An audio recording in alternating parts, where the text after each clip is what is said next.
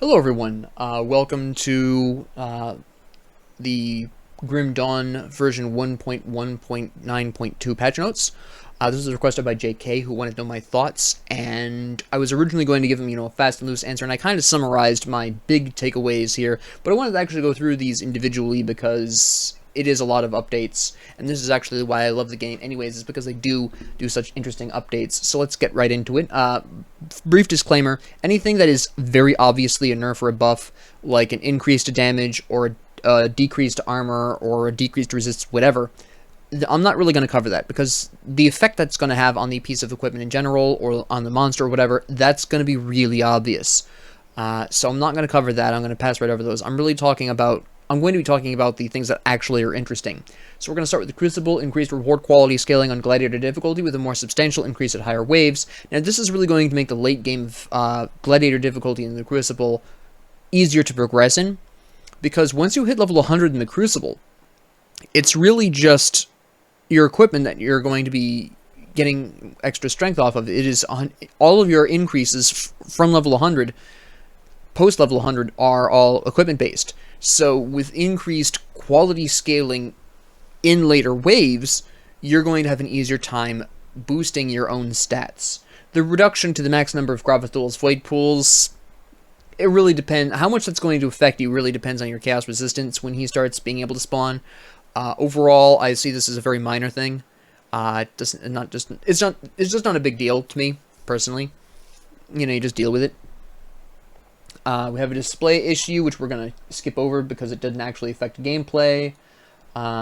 Fix an issue where the casting skills with keyboard would behave inconsistently while casting the same skills via the mouse. A 5% correction impacts the tooltips only. Okay, not a huge deal. It's just more of behavior inconsistency, which is fine. Updated jump attack animation speed for 1- and 2-hand melee to match the speed when used when dual wielding. They use the example of Markovian's advantage, where your character jumps up and then slams down. Apparently that was faster with dual wielding, which is a little odd. Definitely a good correction, but we're otherwise not really going to focus too much on that. Reduced crowd control resist granted by the unstoppable mutator. That's fine. That's a mild nerf to that. Nemesis bosses now have slightly reduced crowd control resists, which is really nice for you. This makes farming Nemesis slightly easier, obviously. Increased drop rate of Ugdenbloom from rotting stumps and Ugdenbog golems. Previously only affected Ash's Mammoth. Now this isn't really a huge deal to me because for some reason I just trip over Ugdenblooms all over the place. I have no idea why. I don't really see this as a huge problem. I was fine with it before. I don't really care too much about an increased drop rate, but what is more interesting is this next update. Various human enemies and bosses no longer have scaling elemental resistance. This could be big. It really depends. Obviously, this is going to affect Cronley's gang the most, which isn't that big of a deal in the first place. But for elemental-focused builds, element damage-focused builds, I've been saying for a while that they have a little bit of a harder time in certain areas of the game, primarily Mammoth and certain other ethereal-heavy sections in which the enemies have a large amount of elemental resistance. The reason why this may or may not matter, and why I'm not sure of this, is I'm not sure if this affects possessed arcanists in Mammoth and in other areas. If it does remove the scaling elemental resistance from possessed arcanists, then that will make Mammoth a little bit easier for elemental builds, which is important because they already have a bit of a harder time there anyway. So that'll make things slightly easier for them. It'll be a little easier to work your way through Mammoth there. While that doesn't really matter much for the normal game, for any hardcore build using elemental damage, this definitely matters. So this is definitely a good thing overall, obviously, but whether or not this is an important good thing depends on if that affects the Possessed Arcanists. I'm not sure, because Possessed Arcanists are simultaneously, I think they're simultaneously defined as human and ethereal. I'm not sure it's going to affect them. That's something I'll have to check later on. If I find a lot different here, I do my investigation here, and there's more investigations to do later on, I'll make a separate video. Otherwise, I'll just update the description with my findings, but that's something I'm going to want to personally investigate outside of video and find out. Damage converted to physical is now properly reduced by armor. Based on this wording, I'm guessing that damage converted to physical was not being properly reduced and was probably doing more damage than intended, as a guess, because if it's going from one damage type to another, then armor is going to affect it differently. Therefore, if it's now being converted as physical rather than whatever it was previously, this is probably a mild nerf, based on the wording. That's something I'll double check really quick, but I believe I am correct that this is a mild nerf to damage conversion to physical, because now it's being properly reduced by armor rather than being reduced as what it was originally. What is a huge update is reduced armor on high armor enemies at level 90 plus. Starts out small and scales up to 10% for the highest level. This is huge for physical builds. Now, the reason why this is huge for physical builds is because if you don't know, nemesis and bosses and even a lot of heroes in ultimate difficulty have a default 15% physical resistance. This obviously makes life as a physical damage focused build very hard. This is actually why the Assassin's Blade constellation is a requirement on physical builds. It is to counterbalance that 15% almost across the board physical resist that most nemesis and bosses have. So while obviously a reduction of 10% of the enemy's armor isn't quite on par with a 15% physical resist, it does help a little bit and will actually make playing a physical based build more viable than it is currently. So that's really nice. Enemy only items would unintentionally drop as white quality equipment, not a huge deal. For me anyways, which you don't know won't hurt you. Fixed an issue causing Benjar to very rarely not spawn, which is a problem because he's very farmable. He's got great shoulder pads. Benjar, Fabius, Musalauk, and Xantarin had lower than intended resists against certain damage types. In other words, they buffed their damage resists, which makes them a little bit harder to farm, but that's fine. It's a bit of a mild inconvenience. Veldrin had higher than intended lightning resistance, that's fine. Fixed an issue where hotkeys could become stuck, definitely could see that as a problem. I never had this, and I haven't seen a ton of conversation about this, so I think this is a minor issue. My favorite part of the update is this one right here, and I actually mentioned this in a response to JK. Many monster infrequents that previously only modified one skill now have modifiers for both of their supported skills. For more details on which monster infrequents are affected, see the monster infrequents section. This is huge. Now, if you weren't aware, in terms of equipment strength, for individual pieces, a lucky monster infrequent drop is better than an individual legendary piece. However, a legendary set is always going to outstrip a set of monster infrequents, because monster infrequents don't get set bonuses, obviously, but a set of specific legendary equipment does.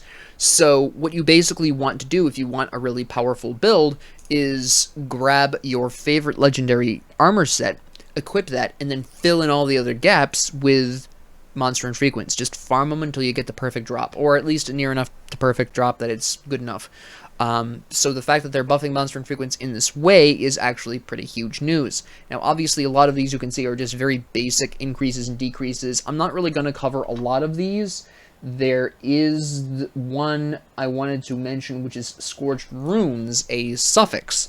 Adding +2 to Word of Pain is quite interesting. It does sort of hyper-specialize more equipment into Inquisitor type, but that's fine because Word of Pain is fantastic. At the end, Death Sentence, I believe it is called, its third form, that is Pierce, Aether, and Chaos resistance down, I believe, which means that, you know, you kind of want Word of Pain anyways a lot of the time when you're an Inquisitor for those resistance drops, especially if you're playing with allies. So I can see this being very nice for a lot of players. The removal of percentage crit damage on the seals doesn't really matter that much because they don't really have any competition in terms of components that you slap on your weapons. The Storm Surge Pistol, I noticed this before when doing a brief check over. There's a typo here, +2 Summon Burst. I actually looked this up. What they actually mean is they replaced the increased lifespan of Wind Devils with the ability to summon 2 additional Wind Devils rather than increasing their duration. So, I personally prefer longer lasting Wind Devils because I personally tend to use Wind Devils as a elemental resist down skill. But with the +2 summons, you can now just summon 5 of them and do more damage. You're just going to be standing there throwing a bunch more Wind Devils, which is my main problem here. But that's just a personal preference. This isn't necessarily a nerf, nor is it necessarily a buff. It depends on your playstyle. For me, I see this as a nerf because I preferred the increased duration. But for those of you who like using these for damage, you're going to see this as a buff. Right? So this isn't necessarily something I'm going to say, oh, this is good or bad, because it really depends on how you prefer to use your Wind Devils. Now, the Aether Bolt Pendant, which I do want to point out here, increased percent Aether resist reduction modifier for Stormbox to -12, reduced lightning resist reduction to -8. Now, there's plenty of... personally, the Aether resist reduction is pretty good. That's more, I think, diversely useful, because that can really help out the Necromancer a bit more. The Arcanist obviously really likes that. Besides that, obviously the Inquisitor himself, Shaman, and Demolitionists suffer a little bit, but then a lot of the times you wouldn't necessarily be doing Aether damage with those anyways. Overall, I see this as a buff, because again, going back to it, Ethereals have good Aether resistance, so being able to reduce their Aether resistance using an Aether damage attack is a very nice thing. Blaze Rush, this is just a straight increase. Blood Render added +3 to Whirling Death and added modifiers. Now, this is actually pretty huge, because I was already a fan of Blood Render, specifically from the standpoint of Shaman Soldier. Because Blood Render already increased Olorin's Rage, Blood Boil, and Savagery, so it was a really great one-hand weapon for any combination of Soldier, Shaman, or Necromancer. Great. Lovely. Adding modifiers for Whirling Death and increasing Whirling Death by +3 now throws Nightblade into that mix. Especially with the Vitality damage increase and converting Whirling... By the way, one of the modifiers is converting the piercing damage of Whirling Death to Vitality damage, and giving it just an additional 110 flat Vitality damage on top of that, which is really nice.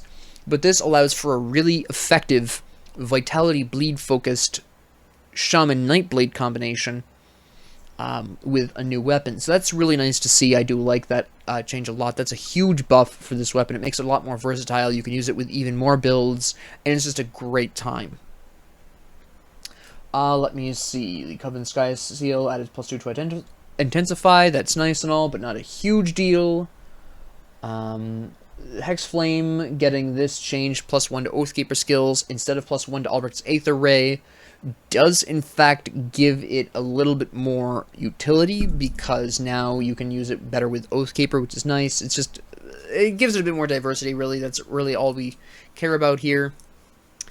Mark of the Burning Shadows, increasing fire damage modifier for Bone Harvest and making it convert 100% of Vitality and Cold as Fire does actually open up some interesting possibilities for fire-based Necromancers. Consider my least favorite combination, Demolitionist Necromancer. Now that's a little bit more viable with the Mark of Burning Shadows. So I think this is a great change. I think it's a very interesting change, and I think it'll be a lot of fun to experiment with this item in the future. What else caught my eye here? Vitality damage. Okay, Granado just gets 100% of its fire damage converted as Vitality. This is a very similar case to the Mark of Burning Shadows, except instead of Vitality and Cold and making a fire-based Necromancer viable, this is making a Vitality Demolitionist a little more viable, although honestly it was already pretty viable anyways, but this just allows you to do a little bit more Vitality damage rather than fire, which is understandable because that does help you a little bit more against Ethereals. It allows you to diversify a little bit. I see this as a mild buff. It's not a huge deal. Not really anything else here. Yeah, not anything big. Not overall. Replace Life Leech resist crafted bonus for certain relics with Petrify resist. Now, this is a bad thing. There's a very specific reason why there's a bad thing, and that's because certain hidden bosses have a large amount of Life Leech, and that can make all the difference in those fights. So making that, just removing that from the pool of crafting bonuses for certain relics. I don't know which relics. I may investigate that later. I may not. I'm not sure I care enough. But replacing the Life Leech resist crafting bonus for these relics for Petrify resist is overall a bad thing in my opinion. The Avenger replaced percent element damage with 110% lightning damage and increased lightning retaliation. I mean, it allows you to hyper-specialize. The Shaman will really like this. I can also see the Arcanist and the Demolitionist really liking it. I don't really see a huge problem with this. It does make it a little bit less broad in its ability to be used, because now you're really looking at lightning based abilities, but otherwise it's not a huge problem. Technically it is a mild nerf, but there are some combinations that are going to appreciate that a lot. Let me see here. Oh, actually, I just realized I missed... No, I did not miss anything. I thought I missed something up here. No. Oh, yeah, the Claw of Hagaraz. I know I missed something up here. I saw this earlier. Increase percentage crit damage for pets to 20% and replace the bonus to summon Hellhound with 10% physical resist for pets. Now, this I consider a buff, and let me explain why for a minute. The Claw of Hagaraz is specifically intended for use with the combination of Occultist and Necromancer. It increases Call to the Grave, it gives +1 Occultist skills. It used to give +2 to summon Hellhound, if I'm remembering the number correctly. It doesn't do that anymore. The reason why this is a good thing is because the Hellhound is an awful lot of point investment for a pet that doesn't quite work as well with the other pets. Consider the aura buff of the Hellhound. It increases fire and chaos damage, right? The only pet that you have in an Occultist Necromancer combination that deals fire damage at all are the skeleton mages, which aren't consistent. Not all of your skeletons are going to be mages. Furthermore, on top of that, even if you had the skeletons and the Hellhound together, the Hellhound is melee, the mages are not, so most of the time they're not even going to be in the range of Hellfire in the first place. So that's a problem. Third off, you can get almost as much benefit from the Crow, who increases elemental resistance in general, which is nice. Gives you a bit more diversity. It also heals you. The Hellhound just explodes. So a lot of Occultist Necromancer combinations really don't want the Hellhound in the first place. It's too cost intensive, and it doesn't really flow well with the other pets. So seeing it kind of cast aside with the Claw of Hagaraz is a good thing for the Claw. Now let's talk about some of these other things. Not really anything huge here.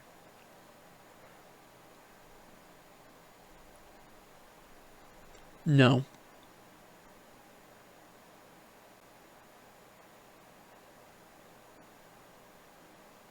Yeah, Urberg's Reaping is just less Aether focused now, which makes it a little bit more diverse, which is fine, I guess, but that's, whatever.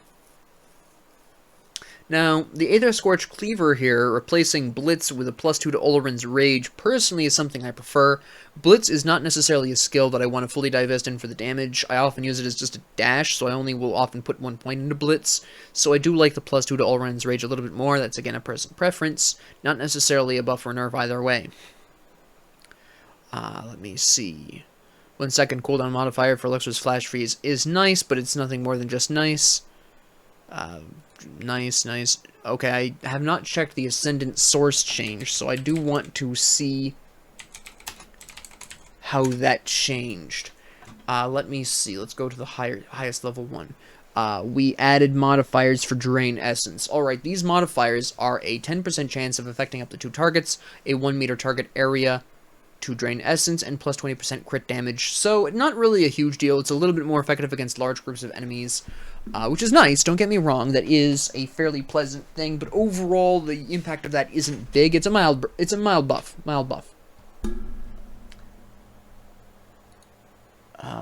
That is a nerf, obviously. Let me see. Well, that just... This is kind of a silly one. Increased bonuses to Reckless Power and Stormcrawler's Pact to +4, but it also increased the percent offense and defensive ability modifiers for Stormcrawler's Pact to 6%, so basically use Stormcrawler's Pact. I don't really see why they bothered to leave the bonus to Reckless Power in here. It just would have made sense to scrap that, give it another benefit for the Arcanist, maybe Trozan Skyshard for all I know, whatever, and roll with that. So I think this is kind of a silly change, in my personal opinion.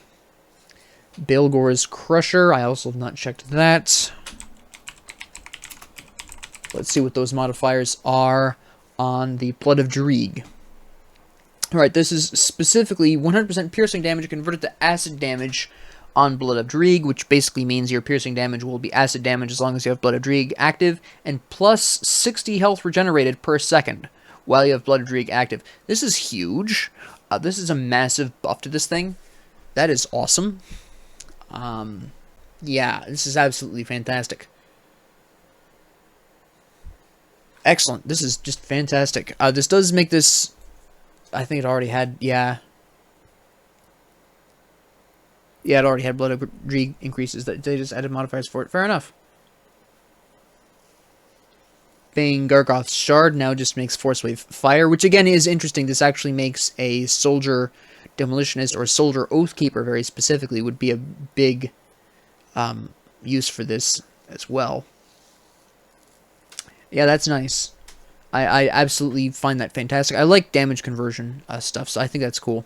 It makes builds a lot more interesting. I did not check Bargle's Core. Let's find out what that story is with these modifiers here. Bargle's Core, let's go down to the highest level one. These are modifiers for the Summon Familiar. The Summon Familiar shoots one more projectile and does a little bit more damage with them. It's nice. Is it strictly necessary? No. It's a nice little buff. I have no complaints there. Bargle's Heart. I'm more interested in the pneumatic burst changes here. What modifiers did you slap on this? It restores 4% more health, which is actually a huge deal, and you get a little bit more of an elemental damage buff. Nice. The health increase, it's 4%, so that's actually a decent heal, so that's actually really cool. Bloody Pox. Replace bonus to Bloody Pox with +2 to tenacity of war. This is one of my favorite weapons. This is just going to hyper specialize that into Shaman, which actually increases its diversity. I don't know why I can't speak today, because now you can use Shaman combination with anyone and still use Barog's Bloody Arm really nicely. Bartholomew's War Maul. All right. Why? What changed here? Huh? What changed with? You want me to actually add the apostrophe S? Yes, you do. Okay. So these are Aura of Censure changes. Interesting. This is a weird combination of a nerf and a buff. It reduces the target area of Aura of Censure it reduces it by 1.2 meters. So you have a smaller Aura of Censure, but it increases the fire damage of Aura of Censure, or the burn damage specifically. So it's weird overall. This is useful if you're melee. Obviously, you would be with this weapon, but I don't know. I'm just not the biggest fan of this change. Cooldown reductions. Obvious. Word of Pain. Okay, that's fine.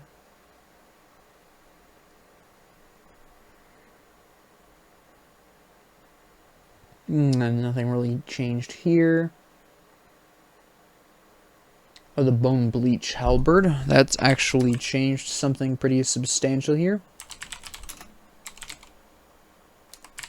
Let's check that out. So it was a change to Aura of Conviction. Alright. Aura of Conviction has a bit more extra piercing damage, and you get 5% physical resistance. A nice little buff. Not too big of a deal. Let me see. Chosen Gaze reclassified as light armor. Alright. Not really a huge deal. Just a mild paradigm shift. Alright. So far, nothing really extra here. Oh, Death Watcher Pendant. I want to see what those changes were to Mogdrogen's Pact.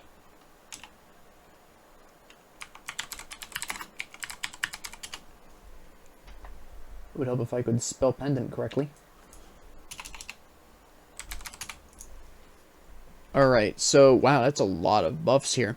Alright, so Mogdrogen's Pact now increases Vitality and Aether resistance. Vitality and Aether damage.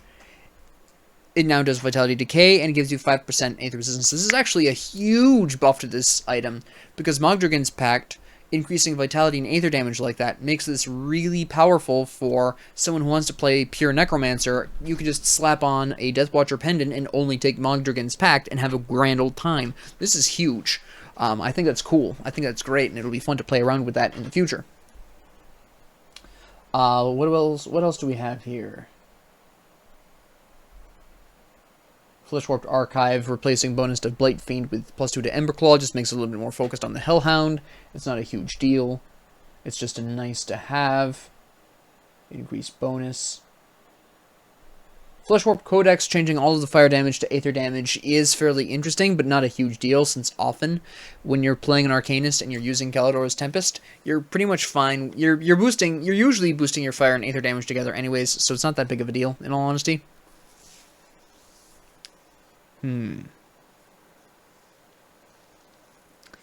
Yeah, I'm not really... Well, the Flesh Warped Incinerator I do want to see here.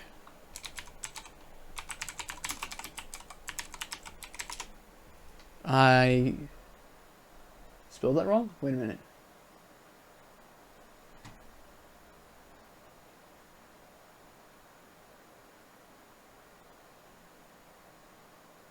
Oh, yeah.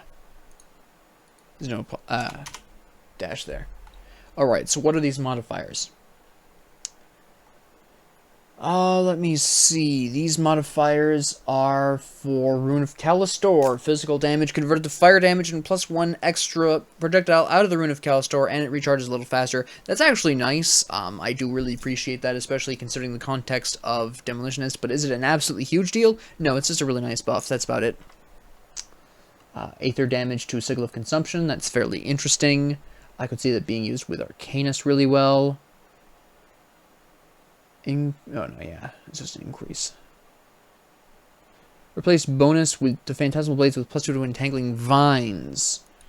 This is just a hyper specialization into Shaman. That's fine.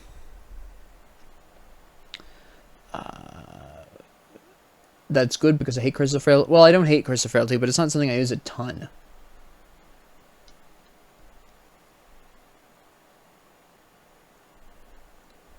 This is not a huge deal.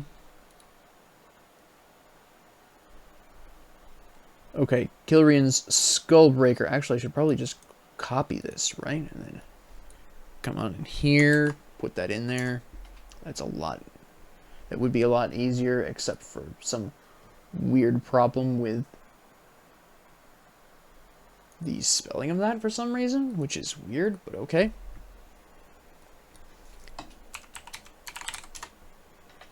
We'll just have to do it the old-fashioned way. So, modifiers for Word of Renewal. Increases more health and does a little bit of fire damage. Not too big of a deal. The 4% health is a nice boost, but overall just fairly similar to the other one previously. That's fine. Replace bonus to Raging Tempest with +2 to full spread. With a Stormblade. You've got to be kidding me. You can't shoot with a Stormblade. Well, I think that's a mistake. Unless they know something about how full spread works. Oh no, full spread. No. I'm sorry. I was thinking about storm spread, the pistol. No, this is the stun jack enhancement from Demolitionist, of course. No, that's actually really good then. Since I prefer that to Raging Tempest. So that's nice. Added modifiers for Iskandra's Elemental Exchange. Alright. Corvan Burning Halberd. And what are our changes to Iskandra's Elemental Exchange? Physical resistance increase, attack speed increase, fire damage increase. Not bad. Considering that the other mastery that is buffed by this is good old-fashioned Oathkeeper, this is actually a really nice change. I do like that. That could be a really cool build. A two-hand melee build using Oathkeeper Arcanist, emphasizing Iskandra's Elemental Exchange and good old the basic attack replacer for Oathkeeper that I can't remember the name of off the top of my head for some reason. That would be really awesome. Not really seeing a ton of other things here, except for the Reaping Halberd, Corvan Reaping Halberd, with its changes to Devouring Swarm. Let's see, extra vitality damage, it lasts longer, the effects last longer. That's actually nice. I do prefer the longer lasting durations, so that's actually pretty nice. Storm Halberd, Vindictive Flame, alright. And these are specifically converting fire damage to lightning damage for Vindictive Flame. That's actually really nice. That's cool. I think that's a really great item. Let me phrase that, a really great change. I think that's fantastic. That's sweet. Fire Delta's lightning is pretty interesting. Modifiers. Kimmon's Sanctified Blade.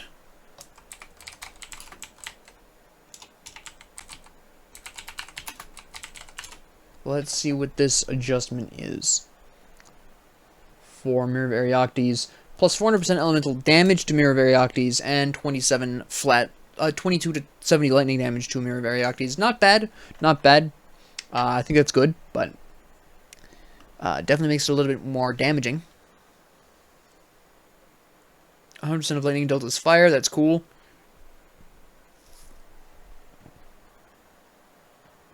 Leaf Mane Horn. All right, let's check this out.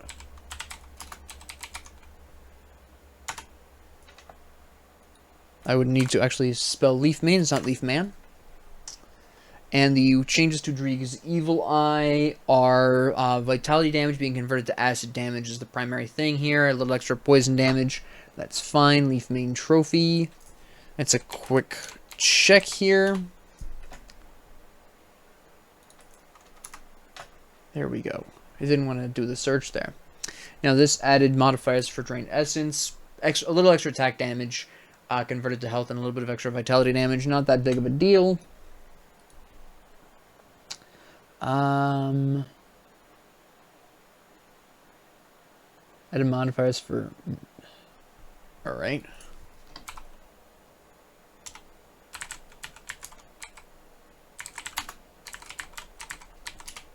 And let's see what this is all about. Cold damage is converts to pierce damage and it has a larger area. That's about it. Not bad, not bad. That's definitely a conversion I can get behind. That's nice. I see some removal of conversions, but that's fine. I think they made a typo with Obsidian Bulwark, but it's a fairly standard and easy to understand buff. Alright. Yeah, Packless Skins, 100% of damage deltas of lightning deltas vitality for savagery. That's just actually really nice. I love that. Yep. Increase the bonuses, which just means they ticked up the numbers. Alright. 45% of cold deltas acid. Replace bonus to Bone Harvest with Soul Harvest. Yeah, that's not a huge deal. A lot of these are just conversions over into another skills. Sorry, I just punched the mic.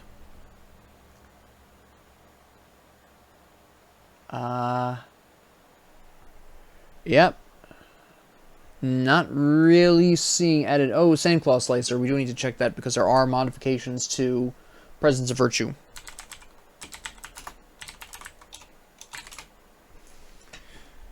Alright, Presence of Virtue. Increased attack speed and physical damage increase. That is fine. That is fairly standard, although I do appreciate the attack speed buff. Let me see. This seems to have been some kind of bug fix. Alright.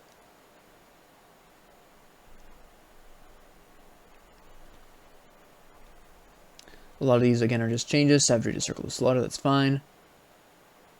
Spectral Arbalist.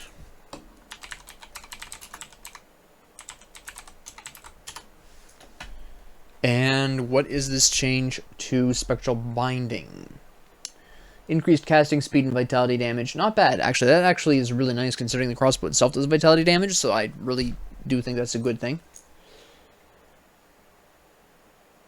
Bug Bile Launcher modifications.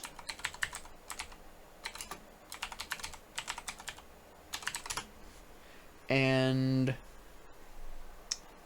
yes, we are talking about modifiers for Blood of Dreeg. 30 extra seconds for its duration and increased health restored. That is awesome. Modifiers for Storm Spread. We'll check that out. And Storm Spread. Extra critical and extra bleeding damage on it. Extra pierce. Not a huge deal. Works a little bit better with Soldier, which is the other mastery that typically gets associated with it. So that's nice, but otherwise, not that big of a deal. The Flamethrower, physical deals fire damage for someone Guardian of Empyrean. I mean, that's just mostly just regular old buffs, so we don't care. Modifiers for Stormbox, the Oakdenbug Spark Thrower. What did you do to this thing? Extra lightning damage and a little bit faster recharge on Stormbox, so another little buff there.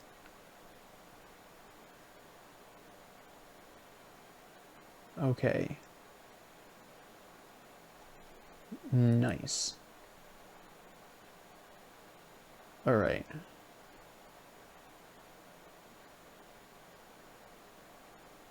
So, I'm just checking over these really quick. Now, I'm not really seeing anything else that I would want to mention. Epic items. Just some mild conversions, which aren't going to necessarily make the world go insane, but they are nice to see.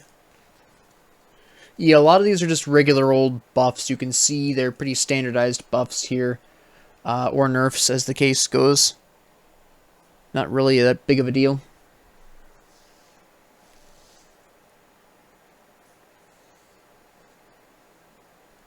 Alright. Yeah.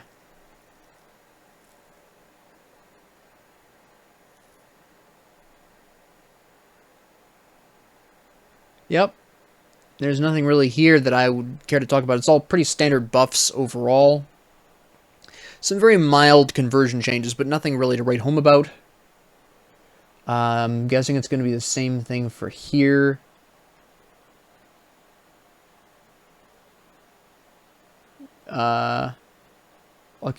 I'll probably... Yeah, there's not really anything going on here.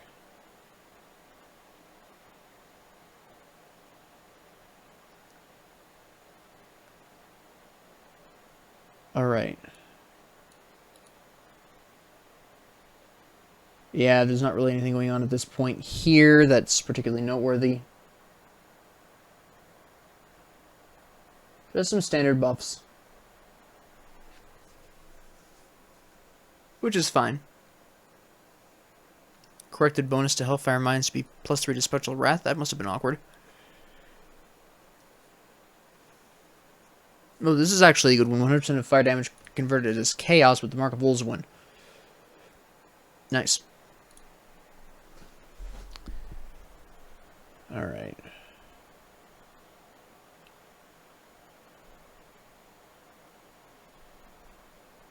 Let's see. Nope.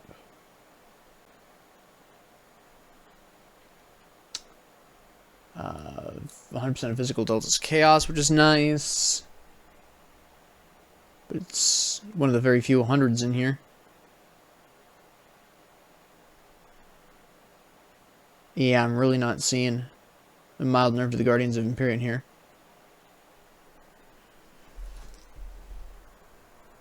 Yep.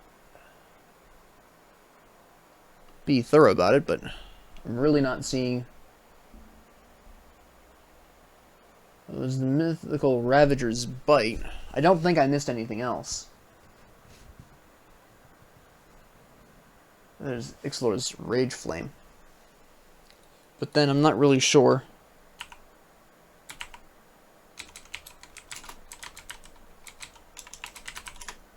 This is necessarily worth it. Yeah, this is just... Flames of Ignifire. Yeah, lightning damage converted to fire damage. A lot of these are just going to be conversions, I suspect. So we're not going to get too shook about it. The Ravager's Bite, for instance.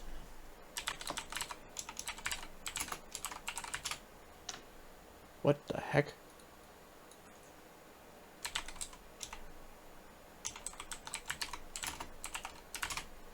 There we go. Cold damage converted to vitality damage. Yeah, all these epic items are pretty much going to be doing, if they even increase their conversions at all, they're going to increase something here. Added 100% of lightning damage to Delta's fire. That's about it.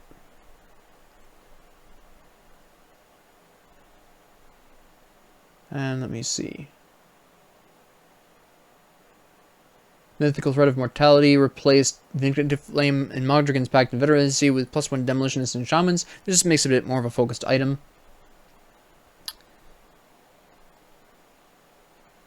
Yeah.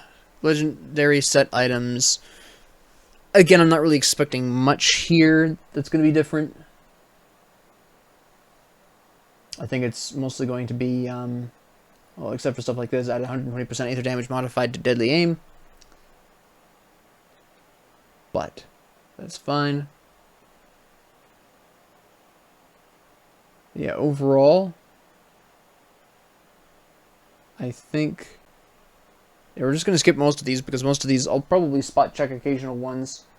Yeah. These are all mostly going to be burfs and nuffs. Nerfs and buffs.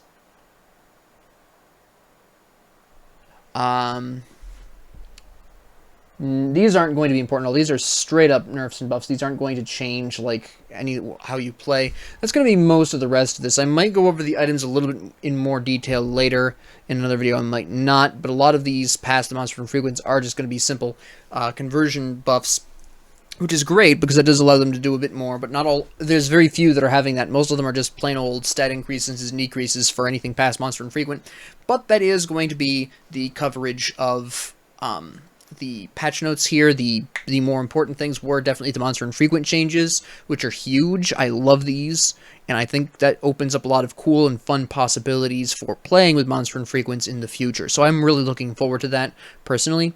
I think that's the really big takeaway here.